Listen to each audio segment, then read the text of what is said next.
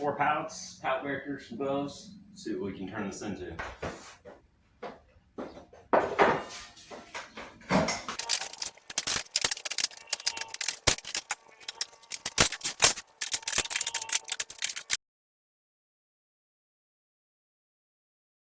They make pneumatic de-nailers you can get to make this a little quicker, but for me, I make bad financial decisions, so hammer and pliers.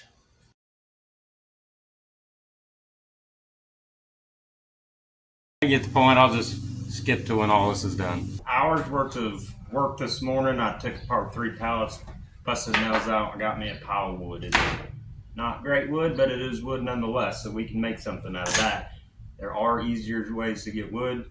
All these videos of people making these beautiful tables out of pallets, I would not believe them because they're just not out there. So we decided tapered planter boxes because angles and math sounds like fun.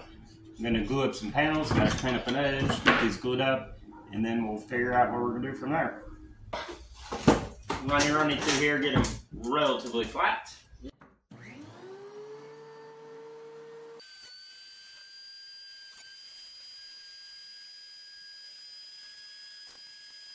Common angles for the tapered planter boxes are 5 or 8. The straighter the angle, the more it'll flare out the top. So I'm gonna go with 8. Set my miter saw at 8 degrees. Got her clamped down.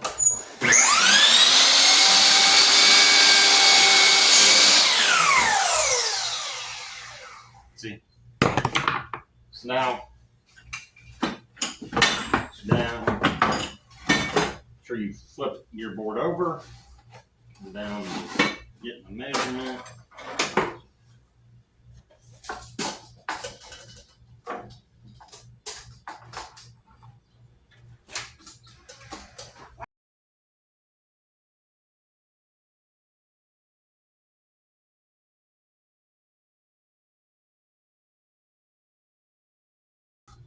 Now I got 2 boards the exact same. So I'll go ahead and label these 12 3/4 so I don't forget.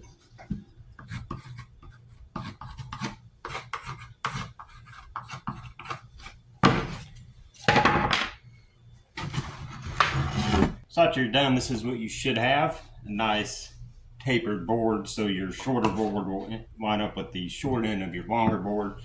Now we can do the legs. I think I'm just going to put a strip here, put a strip on their side, kind of nail it together. I think I'm going to keep it off the ground. I'll cut the top flush, and then we'll do a nice border around it after that. So currently we're at 11.5, so I'm going to cut mine to 12. And that'll give me a little area I can bring it off the ground, and then just cut the top flush. So here it is, tapered planter. I forgot to film putting it together, but I just cut a couple strips of 2 inches.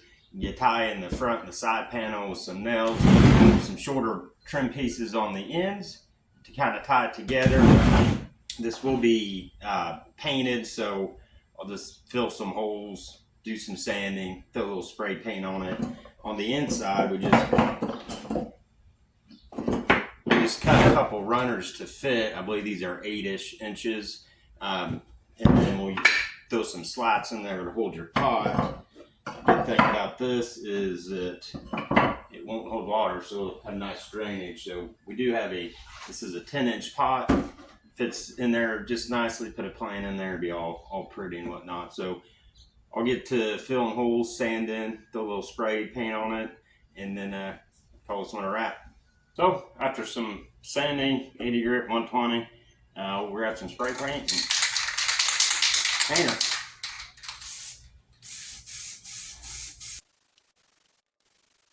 There you go, a couple coats of paint. Find you a paint, you got a planter box. Until next time.